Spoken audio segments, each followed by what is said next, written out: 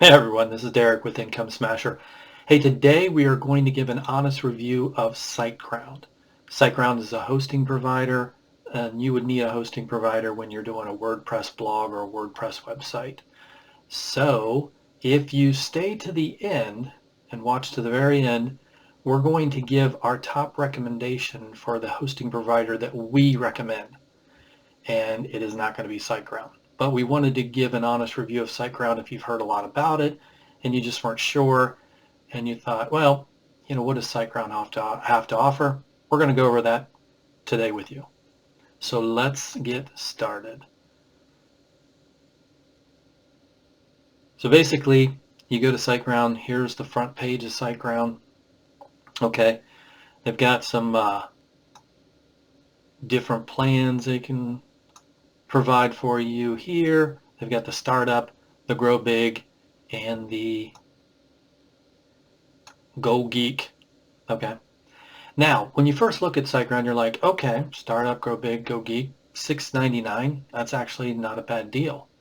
Discounted from $14.99. And if you look at the plans, these plans are actually not too bad. They've got for your startup plan, if you have one website or one blog, 10 gigabits of web space, 10,000 monthly visits, unmetered traffic. They got the free WordPress migrator tool. They got free SSL. But most hosting providers nowadays, will provide most of this stuff. They'll provide free SSL, daily backups, unlimited databases, and then a 30-day money-back guarantee. But, if you sign up for it 30 days from now, you're not really going to know if you have a new site, if it's really going to work out for you. So that doesn't really help you that much, I don't think, personally. If you go in some of the higher plans, they have on-demand backup copies, speed boost caching, staging, some different things that make your website quicker. Now, they don't have a cPanel. So if if this is your first site, you won't know what a cPanel is, but a cPanel is basically a back end where you can go and set up email with your domain name, and you can do a lot of things if you know how to operate it to improve your website. But they have a interface, so more of a website interface. It's pretty easy to use. When you go in, you just sign up. When you sign up for their plan, you go in and you can just use the different things they have, like, putting WordPress on your site. So it's an easy install. You just click a button, boom, WordPress comes on. So if you look right here on the SiteGround tutorials, they show you how to install WordPress. It's really so easy. Start new website, migrate website. So if you're migrating a website from one host to another host, you can use this. But if you're starting a new website, you just hit start. Okay. Then it comes down here and it says right here, WordPress. So then all you have to do is, once you click on WordPress, you hit continue, and then you're all set, right? And that'll install WordPress onto the website for you for SiteGround. So, installing WordPress and getting it on the back end of your server so that you can go into WordPress, update your website, add themes, do the things you need to, is pretty straightforward. So SiteGround does also offer some good security features, things that, keep your site safe from hackers or whatever. What I do when I set up my WordPress site is I go in and I put a plugin like Defense plugin, or there's a WordPress Defense plugin. I'll put them in the description, but these plugins prevent people from hacking into your site and stealing all your stuff or taking over your site.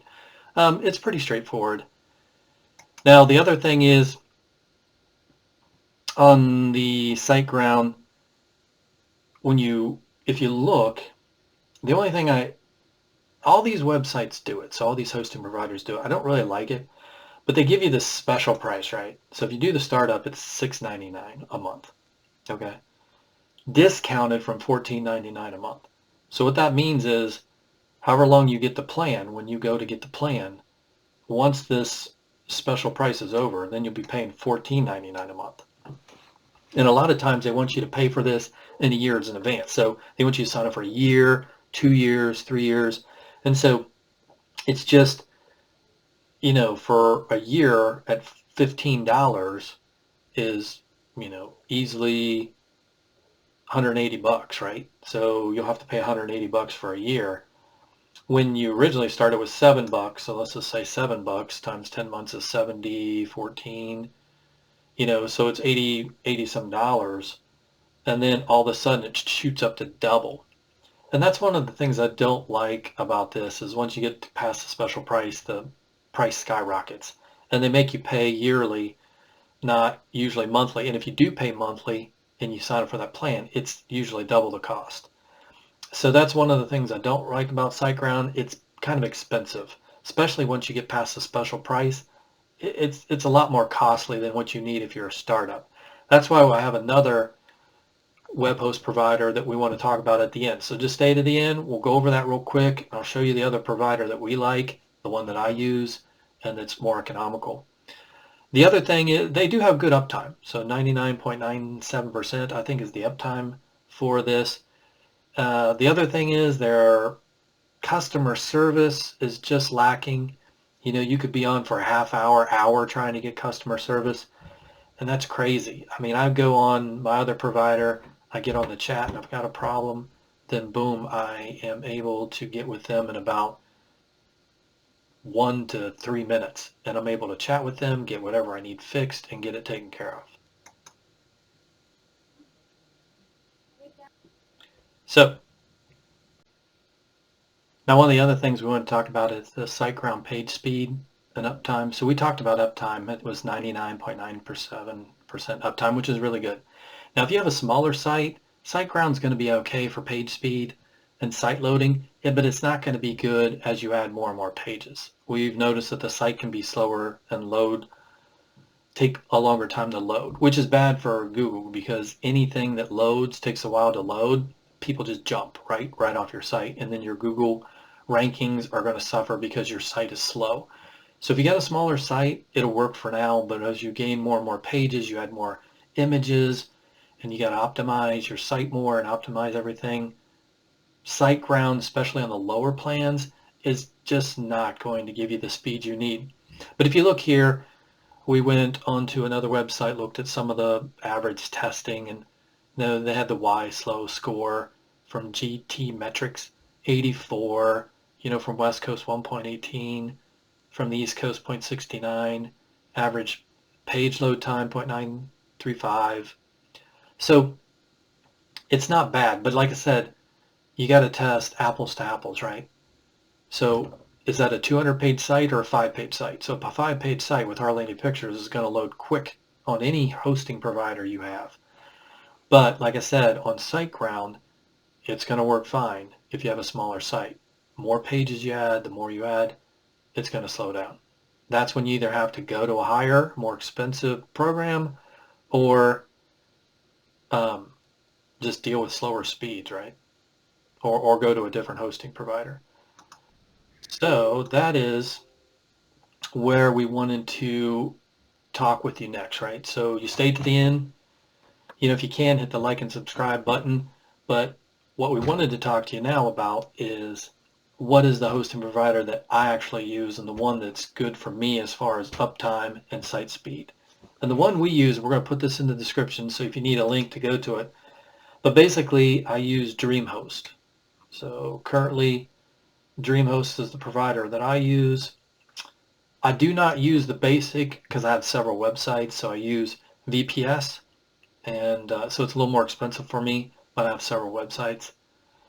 But for you, you can do the WordPress basic, and if you look down here, okay, you got pick the shared hosting plan that's best for you. So you can do monthly. Monthly is always going to be a lot more expensive. Now, same thing with all the other providers. You want to look to see what's the promotional pricing and see what your cost will go up after, you know, 3 months or so. This one's only going to last 3 months. So $4.95 if you do monthly plan is only going to last you 3 months. After that, it's $6.99.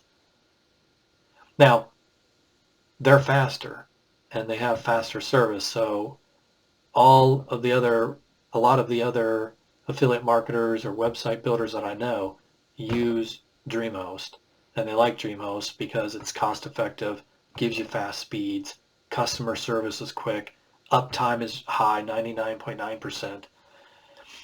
So what I would suggest is if you're going to start a website, blog, or whatever you're starting, just sign up for a year or 3 years. I mean, it saves you a ton of money. If you do 3 years, it's $2.59. And as you can see, that's for the starter program. And there's no additional increase in cost, at least for 3 years, right? Now, if you go over here to unlimited, after the promotional 3-year period, it goes from $3.95 to $7.95 a month, which they charge you usually yearly, or they charge you all 3 years at once. So that's the only bad thing with 3 years is you get charged 36 months times $2.59. But it's worth it. At least do the year program. I mean, it's $3.95. Should renew at that. As you can see over here, if you did shared unlimited, it'll go up to $9.95 after the year. So watch for that, the renewals where things can get more expensive. But this is what I use.